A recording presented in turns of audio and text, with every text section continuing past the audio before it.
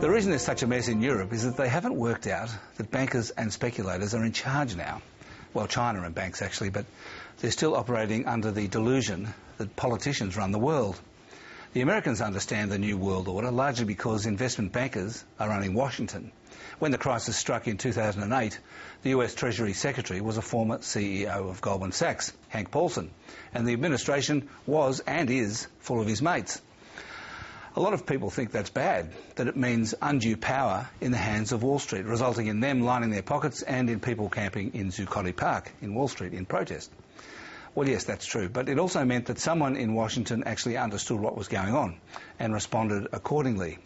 That is, by throwing huge amounts of cash at the masters of the universe, the banks. Money that was both borrowed and printed. In Brussels and Berlin, they haven't quite figured out that their sovereignty has been ceded to banks.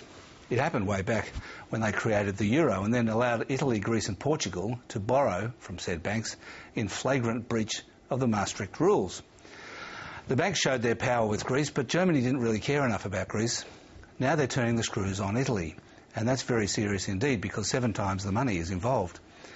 The Germans don't want to face up to the fact that bankers control the world now because their country's fine. But that's not the point.